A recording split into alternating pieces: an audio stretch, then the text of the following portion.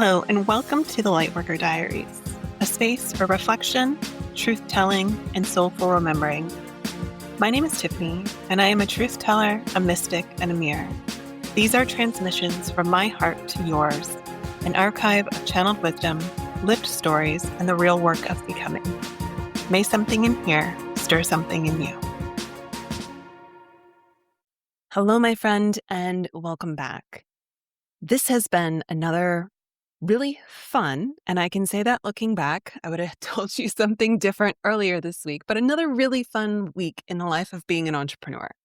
And I'm so glad that I waited to record this podcast until today, because there have been bits of insight that clicked together overnight that will help me to give you a story that makes so much more sense.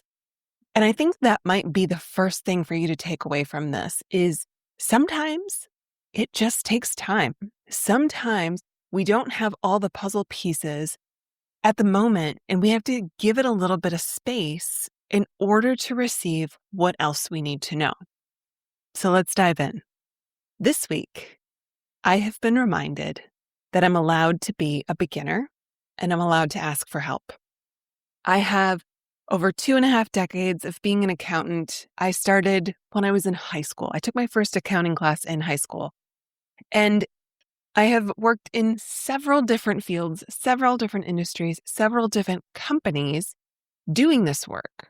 So I speak accountant fluently. I have also done a ton of inner work. I would say the last decade in particular, maybe 15 years, 10 to 15 years, I have invested heavily in myself, in my mindset, in my nervous system, in my beliefs, healing, body, somatics, worked with a shaman, all the things, right? These are things that I have devoted myself to and have become a master of. What was not in that list is sales and marketing. These are two skills that are very important for an entrepreneur. I have practiced them on occasion, but in no way, shape, or form have I become a master of them. And my beautiful, sweet little logical mind loves to show up and say, you should know this by now. You should be better at this. Why haven't you figured this out? And she got the best of me earlier this week. I'll be completely honest. She got the best of me earlier this week. She was harsh. And I listened to her because I was just in it. And I'm human, just like the rest of us. And I had a night where I was talking to my partner and he was just listening. And I told him, this is going to take longer than I thought it would. And I think I just need to go get a job to give myself some stability so that I can continue to do this without the pressure. And he lovingly said, okay, whatever you need. And the next day, I woke up and my thought was, before I do that, why don't I reach out to my mastermind group and ask them to take a look at something for me? They did. And the feedback that they provided blew me away. I was suddenly re-inspired by the thing that I had asked them to look at, and I was almost ready to scrap it. I sat down, I digested the feedback that they gave me. And these are women who are multi-7-figure entrepreneurs killing it in the online marketing space, like digital marketing space. They are just brilliant at what they do. And by me being in their world, even though I feel completely out of my comfort zone, I get to learn from them. I've heard so many people say the people that you surround yourself with make a difference in who you are. And I'm learning that at a whole new level right now. Because talking to someone who has consistently made 7 figures in the digital marketing space versus somebody who's never set up a sales page, the advice is completely different. The information that I'm getting from somebody who's done all the trial, the error, the experimentation, the study of it, the way that I have studied the things that I have mastered has changed the game.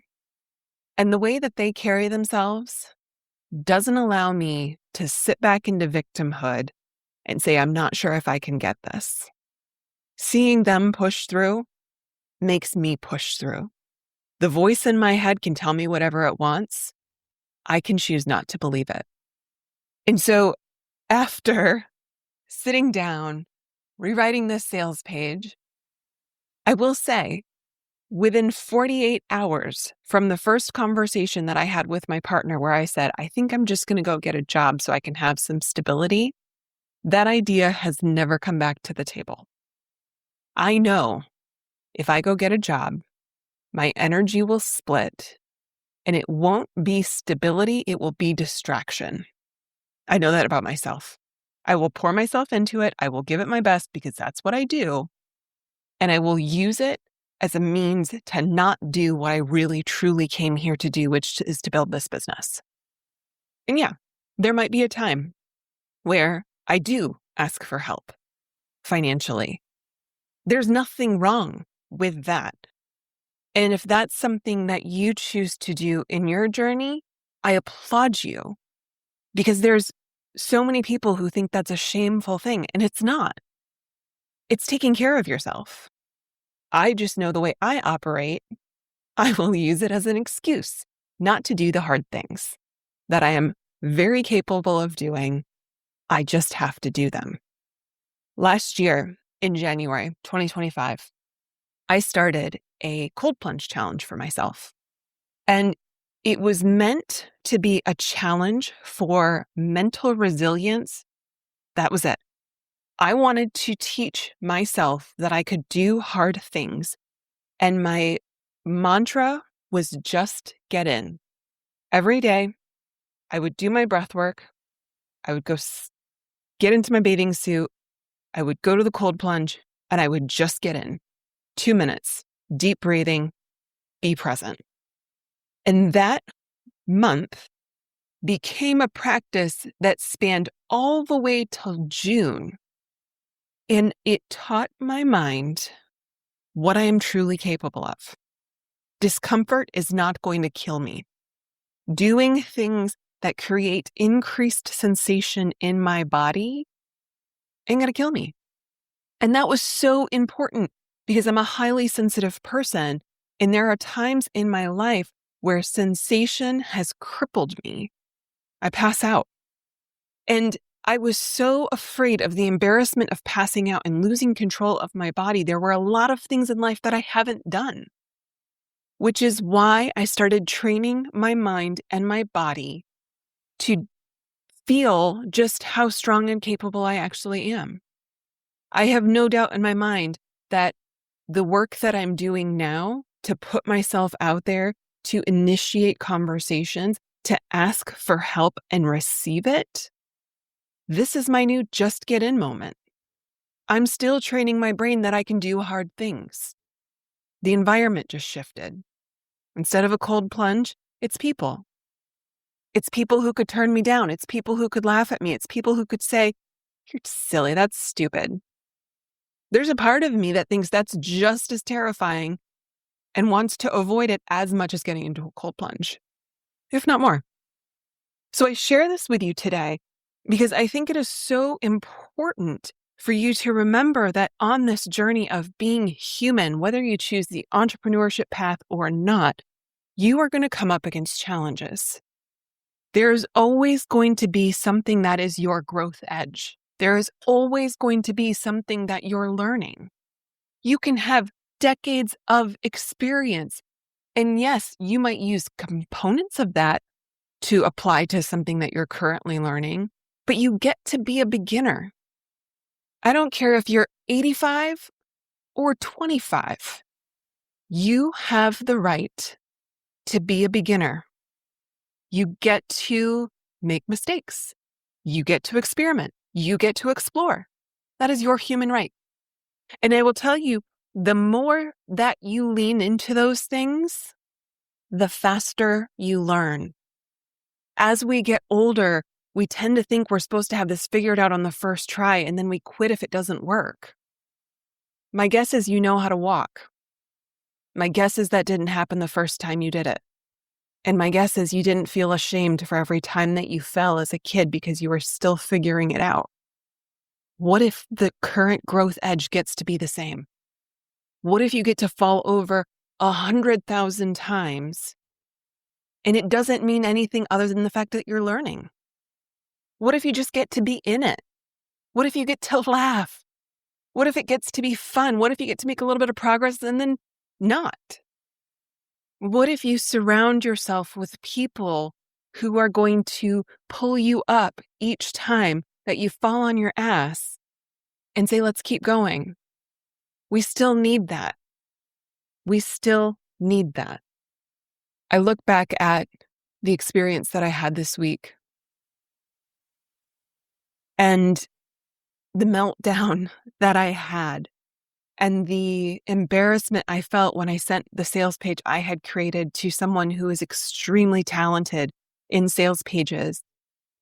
And not only did I learn to ask for help and receive it, but I strengthened my resilience and perseverance muscle. I strengthened my devotion to the thing that wants to be created through me. I got to say, I understand. This is hard, and we're going to keep going.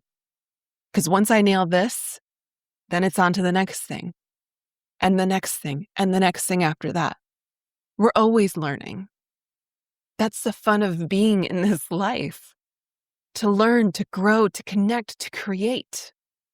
I think so many people struggle because they consume so much more than they create. When we were born to be creative, but creative requires discomfort.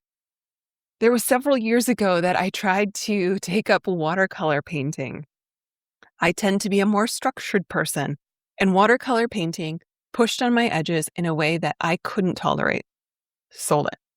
I tried acrylics because I thought I could get a better line.